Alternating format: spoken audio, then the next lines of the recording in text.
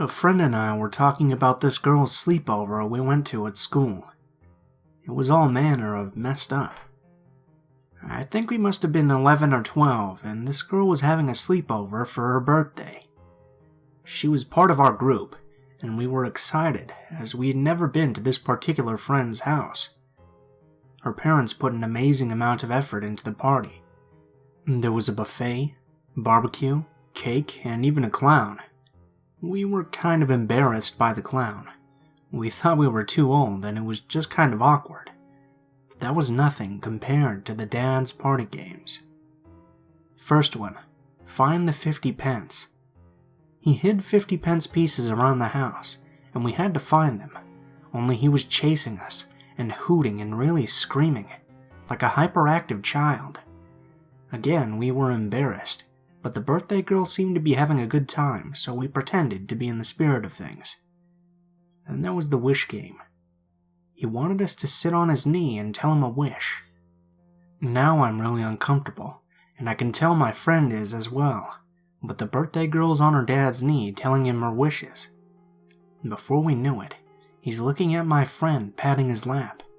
At the time, I thought my friend put in commendable effort not to look horrified, but looking back, there's no way in hell he could have thought she was comfortable sitting on his knee. She sits on his knee, mumbles her wish, and then it's my turn. Fool is me, because I thought I would get a pass being a boy, but no such luck. He's patting his knee looking at me. So I sat on his lap and told him a wish. Nothing overtly sinister happened, but the whole thing put me and my friend ill at ease. After that came the cellar game. That's what he called it, and I'm thinking, hell no, I'm not going into a cellar with this creepy old man. I could tell my friend was almost panicking at the thought, but then the dad takes up a rug, and there's a trap door under it leading to the cellar. I was young, so at that point I was thinking that it was the coolest thing, so we follow him down into the cellar. Truth be told, it was pretty cool at first. The dad had a candle, and that was the only light with the door closed. It was a small concrete room, and we sat on the floor whilst the dad told us creepy stories. I got the feeling these weren't age-appropriate stories, and our parents wouldn't have been happy if they'd been there, and that made it all the more cooler. He's telling a story, getting to the creepy reveal bit, and then he blows out the candle. We're plunged into absolute dark. I'm laughing and shouting, as is the birthday girl, and my friend's really laughing. She actually sounds panicked. We get out the cellar, and I'm saying how cool that was, but my friend looks really upset. Before bed, I managed to catch her alone and ask her whether she's alright. She tells me that after the dad blew out the candle, he tickled her in the dark and kind of put his head into her neck. She's really frightened and makes me promise I'll stay awake with her in case the dad does something. My friend's asleep at this point, and so is the birthday girl. I'm really tired, but my friend made me promise, and the truth is, at this point I feel like a knight in shining armor. I have to stay awake to protect my friend, and lo and behold, I can hear someone coming up the stairs, slowly, like they're trying not to make a noise. And then the door opens, and the dad sticks his head around the door. He stays like that for what seems like ages, at least 2 or 3 minutes, just watching. He mustn't noticed me, because I'm not making an effort to pretend to be asleep. I'm just watching him, watching her, my friend. He then walks into the room and over to my friend. He stands over her, watching her. I'm completely freaked out, and despite feeling like a knight in shining armor 10 minutes ago, I now have no idea what to do, and I can feel pinprickles behind my eyes. I didn't even realize I was holding my breath until I let it go and made a noise. At this point, the dad looks my way. I remember his eyes going really wide, and then he sort of scurried really fast out of the room. My heart was trip-hammering away, and I'm looking at my best friend wanting to wake her up. I didn't though, and I guess at some point I must have fallen asleep, because I woke up the next morning.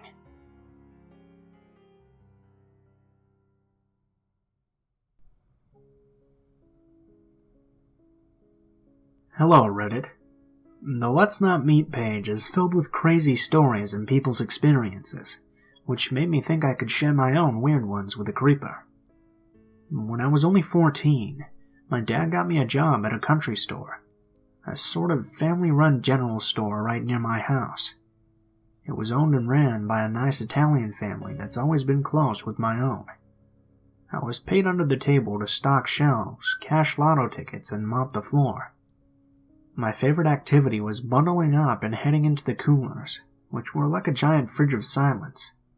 I could stock vitamin water and read the little stories written on the wrappers. It was pretty much soundproof and was positioned opposite of the front counter in manager's office. Back to that later.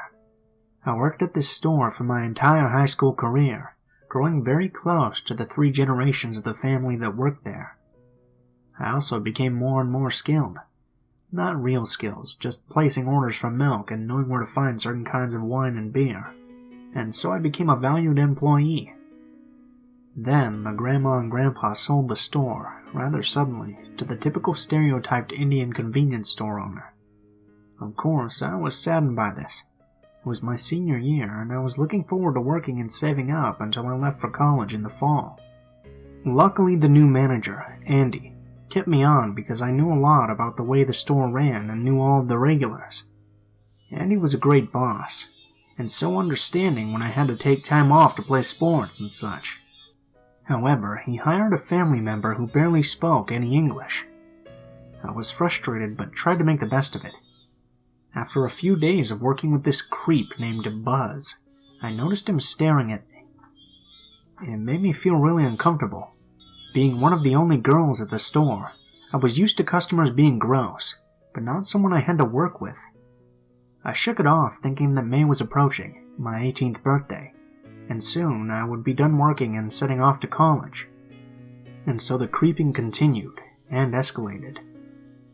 Buzz was a very gross man, always having bad breath, and seemed to only know dirty, disgusting jokes in English.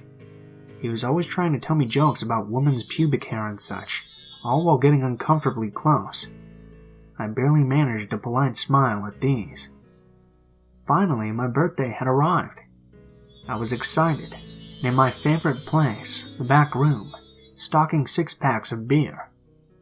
I was humming to myself with my earbuds in, when I saw movement to my right. The cooler is gray with black rubber floors and freezing metal walls. The room was only lit by lights on the side of the fridge doors. I spun around to see Buzz standing behind the crates of milk I had yet to stock. I took my earbuds out and asked what he needed, assuming he was grabbing something for a customer. He just smiled and approached me. "Your birthday now?" he asked me. Yeah, it is." At this point, I was so confused when he started reaching into his pocket. He took out a 20 and held it out to me. I responded, "No, please, I can't take that. You guys already pay me," or something lame like that. However, he kept pushing the bill into my palm. I closed my hand around it, not really knowing what to do. He then went in for what I assumed was a hug. I look back on this and curse my manners. I was just letting this happen because I was shocked. He closed in on me, and suddenly turned his head trying to kiss me on the lips. Of course, I turned away, but not before I could feel his tongue and lips wet with saliva grazing my cheek. It was absolutely disgusting. I immediately pushed him off of me, shouting no repeatedly. He came after me again, and I could feel tears welling up. No one could hear me, and this full-grown man was going to do God knows what to me back there. This place that was solace to me growing up was being ruined. Buzz held me with one arm while I was swiveling away, trying to get to the door. He grabbed my ass with the other arm, pushing on my jeans, trying to pull at them. This is when I broke loose with a knee to his groin and ran as fast as I could out of the store. I got physically sick in the parking lot. I hopped into my shitty '95 Ford Taurus station wagon, which coincidentally didn't start. Luckily, I had a lot of friends from the neighborhood, and it didn't take long for a friend to come and pick me up. I called the previous owners before the police, not really sure how to handle the incident. The grandma of the family, who was a tough woman, came out to the store immediately, only to find Buzz running through the back door and into the woods. She chased him and screamed at him, but of course he was gone. I went to the police, and they were pretty much zero help. They were small town and had no idea how to handle it, and I think they were trying to suggest I had been stupid, or even wanted it to happen. Of course, Buzz was never found, and I was told he actually was in the country illegally.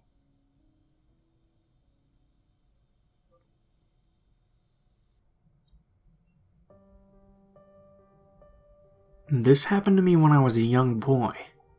I'm now in my late 50s, and haven't thought about being 10 years old in a long time. My youngest kid told me about this website a while back, so I thought you all might like to hear the story of someone I would never want to meet again. I remember it being around my 10th birthday, when everything changed in my life for my family. I remember it being the best birthday yet, because my mom had secretly saved up enough money to buy me my own bicycle, and I was more than thrilled. No more borrowing my older brother's when he let me, or standing on the back or sitting on the handlebars of a friend's bike. We were no means well off when I was young. We didn't have much, so getting that bike meant a lot to me. My father was a man who worked a lot and drank even more than he worked. I'm pretty sure he was drunk more than he was ever sober, and because of that he was hardly around. That was okay with me, my siblings and my mother for the most part. Things were actually nice and peaceful when he wasn't home, and the nights he actually did come home, we knew right away to steer clear of him, be quiet, and leave him alone. We lived outside of a small town, down a long dirt road with not very many neighbors nearby. The closest one was a good mile down from us, a really big farmhouse with a lot of fields around them. I remember being friends with their kids, as they were around the same age as us and we went to school together. Their mom was very sweet, and always offered us something to eat or drink when we would stop by there. And their dad, he was the complete opposite of our father. I never saw him drink or yell or slap them or her mom around. We knew that not every family was like ours, and that some fathers out there actually seemed to care for theirs. Like I said, I remember it being around my 10th birthday, because my mom had baked a big cake for myself, my brother, and my 2 younger sisters to share, and of course she had some too. She took me out to the back where she had hidden the bike from me in one of the sheds, and I remember screaming with excitement, hugging and kissing her, telling her I loved her and that she was the greatest mom ever. I hopped on it right away, and took off up and down the road to test it out. It was a great feeling in that moment. When something so great happens, you kind of forget the regular hell life you seem to live every other day. It's kind of hard to explain, I guess. Things were good for the next couple of days. My father had not really been home for almost a week probably at that point. Sometimes he would just stop in for a few moments here or there, I guess to just check up to make sure my mom hadn't left him or something. When I was that age, I hardly recall any point in time when he was home for more than 1 or 2 nights a week, and never 2 nights in a row. We, the kids, never knew what he was doing, nor did we ever really want to know. We just knew it was better at home when he wasn't there. I remember riding my bike down the dirt road, on my way home from running into town to pick up something at the grocery store for my mom, when my dad's pickup truck passed me and kept heading down the road towards home. Seeing it made me not even want to go back, but really, what else could I do? The sun was just starting to go down, and normally if he did come home, it was right after work or very late at night after he left who knows where. So it was kind of odd he was on his way back home at this time of the day. By the time I pulled up into the yard, I could already hear the yelling. I could hear my mom's voice, trying to reason with him for something or other, and then I would hear my dad's voice just overpower hers. I heard something smash. I didn't want to go inside. I could hear my little sisters bawling, and then I heard my mom crying too. My older brother just happened to be down at the neighbor's place that had the farmhouse. I really didn't want to go inside at this point. I heard another smash. I decided to go in because I couldn't leave my mom and sisters in there alone with them. I peeked in the window of the door before I actually walked in and saw the house getting destroyed right in front of my family by my crazy drunk father. I tried opening the door slightly and getting my sister's attention to come out, but my dad saw and went from focusing on them to me. I blocked a lot of this out, but from what I can remember, he turned and went straight for me and picked me up by the shoulders and started screaming in my face. My mom went behind him, begging him to put me down, but he just turned and gave her another slap in the face, and she backed down. From what I could tell that was coming out of him, he was livid when he saw me riding down the road on a bike that he knew wasn't my brother's. When he got home, he confronted my mom on where it came from and how I was on it. He got out of her that she had secretly been stashing away money to save up to get the bike, and my dad lost it when she told him that. I'm sure he was probably on a 5 or 6 day heavy drinking binge at this point, because I remember the smell of his breath was like sour whiskey pouring into my nostrils. He was sure that my mother was hiding other things from him, and he was going to find out what. That's why he started tearing up the house. In the 5 minutes it took from him passing me on the road until I got there, he had done quite a bit. All the furniture was thrown around, lamps and pictures had been smashed. He threw me against one of the walls, and as I looked up from the floor, he stormed into the kitchen and smashed what was left of my birthday cake against the back door. Both of my sisters were huddled in the corner, holding each other while my mom cried and had blood running down her face. That was it for me. This was the worst I had ever seen my father, and I was scared. I ran out of the house, hopped on my bike, and started heading towards the neighbors. We didn't have a telephone at the time, but I knew they did, and I was going to call the police in town and stop him. I hardly got out of the driveway when I heard the front door open and heard my father yelling at me to get my ass back there. I kept on pedaling, thinking I needed to get to the neighbors and everything would be better. That's when I heard his truck start up, and I looked behind me as he was backing out of the driveway and started heading towards me. I could see the neighbor's house in the distance, and kept on pedaling until I started to see the headlights getting closer and closer. I looked behind me, and he was so close that I knew he was going to hit me. I remember just jumping off the bike towards the side of the road and tumbling down into the side of the field. I shot up and just started running across the field towards the neighbors, hearing my dad yelling but not really caring what he was saying. When I looked behind me, I saw that my father had already turned around and was heading back towards our house. I got to the neighbors a few minutes later and pounded on the door. Their mom opened the door and took a step back because at this point I was sobbing, shaking, and probably didn't look anything like my normal self. She took me inside and called her husband to get in there.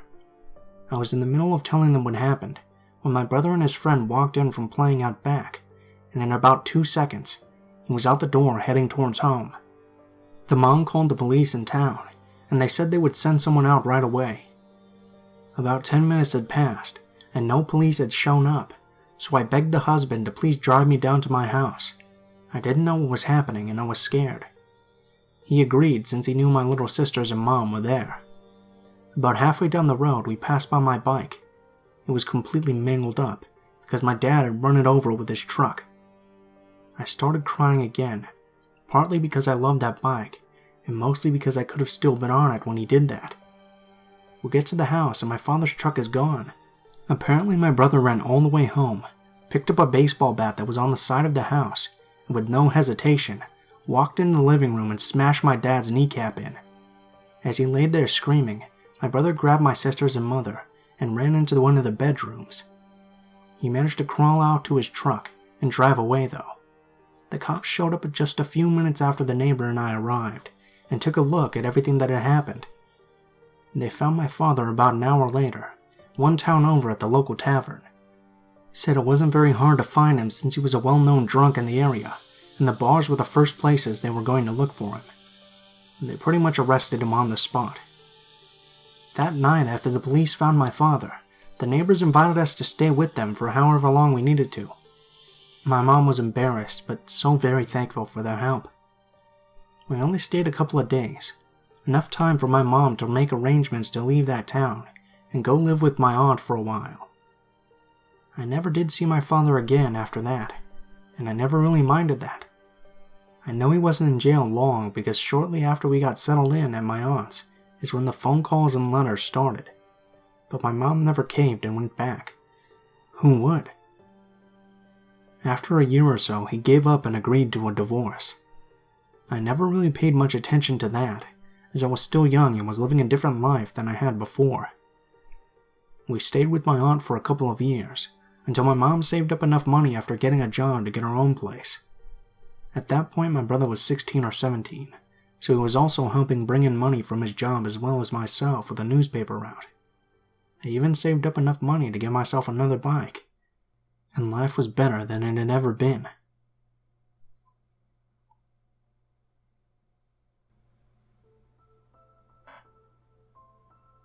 What is up, guys? Blue Spooky here, as always. I just wanted to thank you guys so much for watching, especially if you made it this far to the end of the video. If you guys have any feedback, please feel free to leave it in the comments below. Now, I have a few things to announce this video that are kind of special. First off is I would like to give a special shout out to my girlfriend. You've probably seen her around in the comments. I'm going to leave a link to her channel in the description because she is starting up a vlogging channel and also it's her birthday. So feel free to show her some love in the comments and go check out her channel because she does some really good stuff and she has some great plans for the future of her channel. On the second note, pretty soon I'm going to be doing some collabs with other artists. Specifically, I'm probably going to be working with Unit again soon. I also have a collab planned with someone named ArtistCaleb. You guys might not have heard of him before because his channel is pretty small, so I'm going to put a link to his channel in the description too, and you guys can go show it some love. Third on the list of business, soon I'm going to be putting out my 100,000 subscriber special. I know it's been a pretty long time since we hit 100,000 subscribers, but I wanted to do something really special, so I've been compiling some good stories, and that's going to be probably an hour-long video, and I'll probably show some pictures of my dog at the end, so I hope you guys are excited for that. Last but not least, for announcements this video, I've also been thinking of possibly setting up a Patreon account sometime soon. Let me know in the comments what you guys think of something like that. Of course, it wouldn't be mandatory, it would be an optional thing. So I'm just curious as to what you guys' opinion on that is. As always, if you have a scary story that you'd like to submit, or if you have a story that you would like me to read, all of the links to my social media will be in the description below. That is my Facebook, Twitter, and Gmail. Please feel free to send me a message on any of those, and I'll try to respond as quickly as possible. If you do decide to send in a story, please be sure to put in the tagline the name of the story, how you'd like to be credited, and what the theme of the story is if it has any. If you're curious about the music used in all of this video, all the music can be found in the description below, in the order which it appears in the video. I also link to the artists in case you would like to go check out more of their work. So, if you're curious about the music, you can always go find it there. Thank you guys so much for watching, and I hope you guys have a wonderful day.